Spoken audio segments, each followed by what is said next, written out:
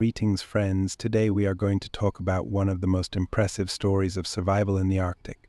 But the main heroine of this story will be not a strong polar explorer with a long beard, wrapped in a bearskin, but a fragile woman named Ada Blackjack.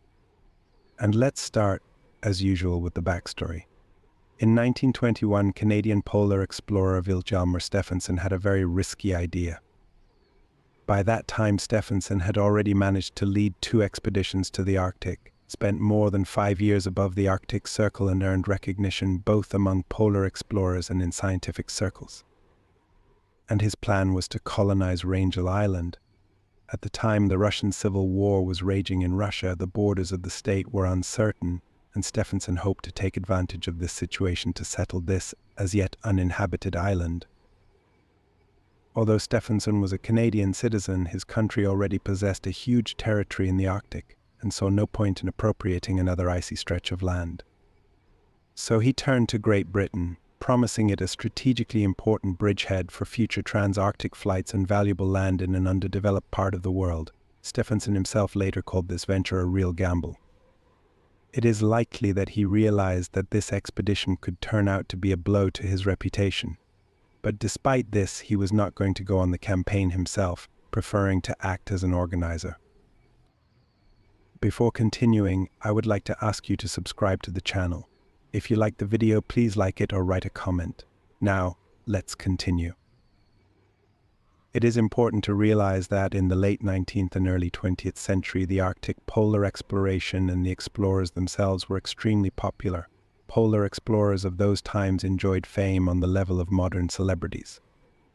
They were well remunerated, met with important people, and were even friends with members of royal families. Stephenson was no exception. In 1920, he traveled around the United States on a lecture tour for which he received a lot of money. So he decided not to interrupt his tour and not to go to the Arctic, but instead became the organizer of an expedition. Finally, Stephenson recruited 4 young men and told them, "Go to the Arctic. I've been there many times. It's a friendly land, rich in game and other resources. Don't listen to the scary stories. It will be easy." The expedition consisted of 20-year-old Canadian Alan Crawford and 3 Americans, Lorne Knight and Fred Maurer, who were each 28 years old, and 19-year-old Milton Galla. All of them were quite young. At the same time, only Knight and Maurer had experience in Arctic expeditions. Maurer had already taken part in the 1913 to 1916 expedition, when the explorer's ship was trapped in the ice. Stephenson and a small group went through the ice to Alaska, while the remaining 25 men stayed aboard the Karluk. When the ice crushed the ship, the survivors moved to Wrangel Island, where they waited almost a year for rescue. Only 16 of them survived, including Maurer. Another seasoned member, Lorne Knight, had previously served on a whaling ship. Tall and unsmiling, Knight was not afraid of the hardships of the Arctic and was calm about the dangers of expeditions. With the other participants, however, the situation was less optimistic. Milton Halley was a young Texan who had worked as an assistant to lecturer Stephenson and had no experience in polar conditions, but Knight and Maurer persuaded Stephenson to include him on the team. As for Alan Crawford, his participation was due solely to the fact that the group needed a Canadian to formally claim Wrangel Island as British territory. The other participants were Americans and could not make such statements on behalf of Britain. Crawford, a student from Toronto, was appointed the formal leader of the expedition despite his lack of Arctic experience. The expedition's organizer, Stephenson, remained in the role of patron and encourager. He arranged with the captain of the ship that was to take the participants to the island and supplied them with supplies for 6 months. Otherwise, he limited himself to giving advice, for which he was later criticized. One of Stephenson's key pieces of advice was that the Arctic was a safe place where food could always be found, as resources were plentiful. He also insisted that when the team arrived in Alaska, they hire Inuit to help hunt and sew clothing for the expedition, as the natives had the experience necessary for such conditions. It was immediately clear that the expedition was poorly prepared, and experienced polar explorers criticized it. Nevertheless, on August 18, 1921, the young men set sail from Seattle toward Wrangel Island. Trouble began at once. Upon arrival in Nome, Alaska, they tried to negotiate with the local Inuit to purchase an Umiak, a traditional boat for hunting and fishing. However, the locals asked for $120, which was too expensive for the expedition members. It should be realized that in the town of Nome, Alaska, the choice of boats was extremely limited, especially since the gold rush had ended only a few years earlier. Lucky gold miners did not save much money and significantly affected the price increase in local stores. However, 4 young polar explorers decided not to spend extra money and bought a simple wooden flat-bottomed boat of a completely different class. Following Stefansson's advice, they tried to hire Eskimos as crew, but they were unsuccessful. By 1921, the Eskimos were already well versed in polar expeditions and knew how much something cost. Moreover, they understood how the expedition should be organized so that all the participants returned alive. The polar explorers received rejections from everyone they tried to recruit because no one wanted to risk their lives in a poorly prepared adventure. When they had almost given up hope, one woman responded, a 23-year-old single mother, less than 150 centimeters tall and weighing just over 45 kilograms, with no experience of survival in the Arctic.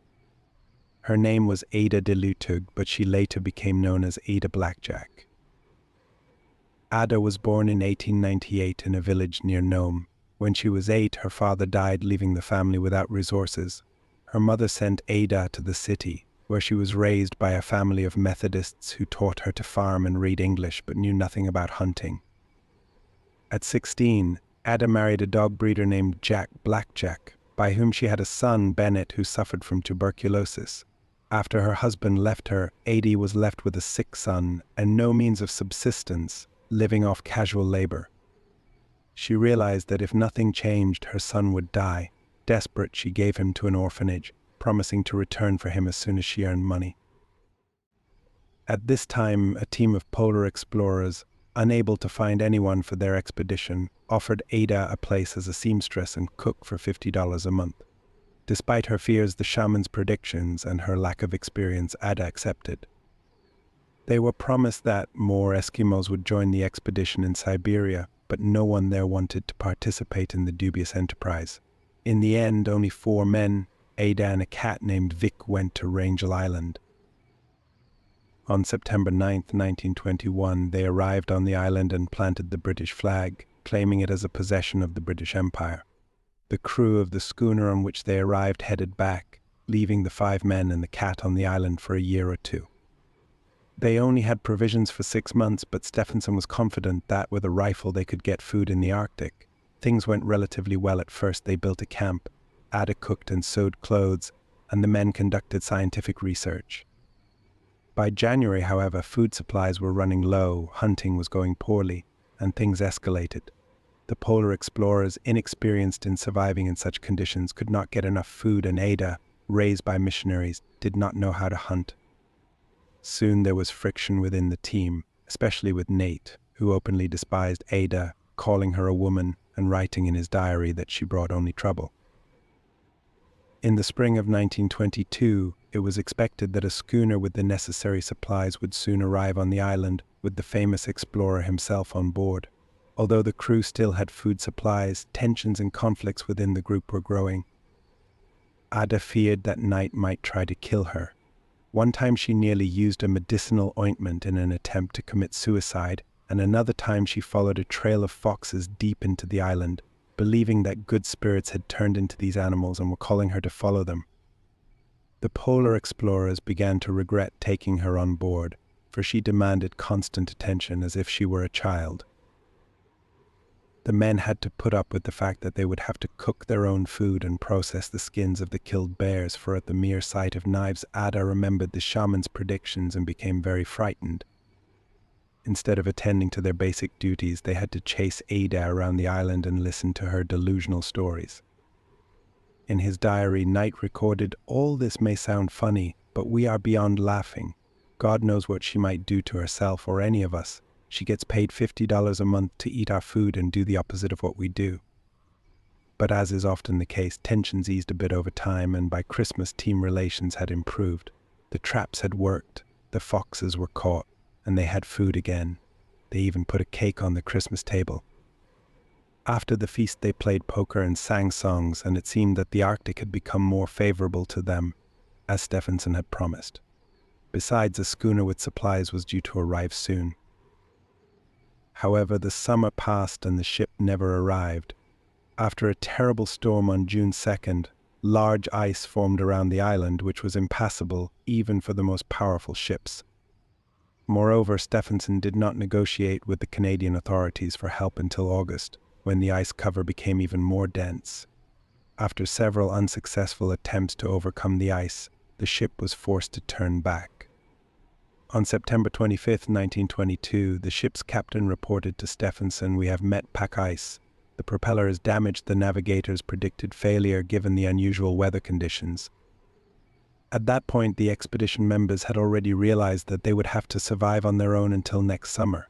Stephenson, on the other hand, was confident that the team members had the skills to cope, and in an interview said, "We saw no reason to doubt their abilities." Meanwhile, Knight wrote in his diary that the situation had become extremely dire. The polar night added to the psychological tension. The daylight hours were getting shorter, the animals seemed to have left the island, and hunting stopped bringing prey. The monotonous diet, lack of light, and vitamins became a serious problem. In January, after one of his ice hikes with Crawford, Knight developed the first symptoms of scurvy. Just a few days later, he, recently strong and healthy, was on the verge of survival. The other three men began to realize that their chances of getting help were getting slimmer and slimmer and slimmer.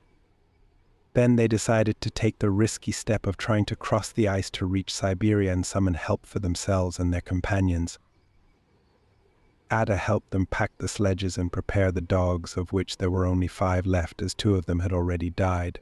They took with them 3 loaves of stale bread, some fat, and some of their remaining modest supplies. In his last letter to Crawford's wife, he wrote, "If fate favors me, I will tell the whole story myself. If not, someone else will." On January 29th, 1922, in temperatures of minus 56 degrees, the 3 men left the camp. The next day, a terrible storm hit the island, the most powerful of the entire expedition. Ada realized that her chances of rescue had become slim and stayed on the island with the seriously ill Knight. Knight was suffering from scurvy, with sores all over his body, his gums bleeding, his teeth falling out, blood oozing from his pores and nose. He had experienced scurvy on his previous expedition and had managed to beat it by replenishing the vitamin deficiency with reindeer tongues. This time, however, no one could hunt, and the illness, compounded by stress, continued to weaken him. Ada, despite his rough behavior, took care of him. She treated his wounds, nursed him back to health, and did all the necessary work. When she managed to catch some foxes, he refused to eat their meat, claiming it had a foul odor. In April 1923, Ada wrote in her diary, he says, "My children died because I did not take good care of them. This is the worst thing that has ever happened to me." Despite his insults, Ada continued to hope that Knight would survive, for her fear of being alone on the island was stronger. By spring, she had learned to shoot and was hunting successfully. She set up an observation platform from which she watched game and set traps for small animals and birds.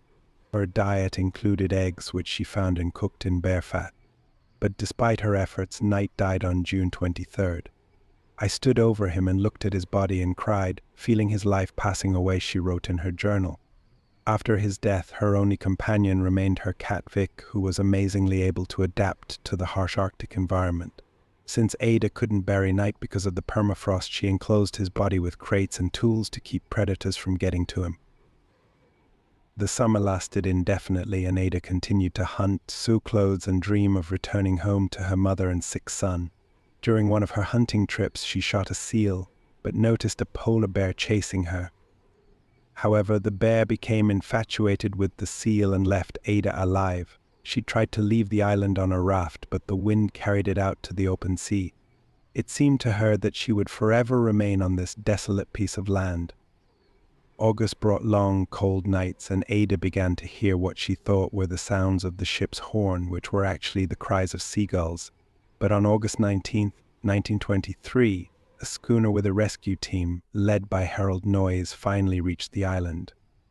They saw a crying and trembling Ada, and the first thing she asked was about the condition of her son. She then asked what had become of the rest of the crew, hoping they had made it to dry land.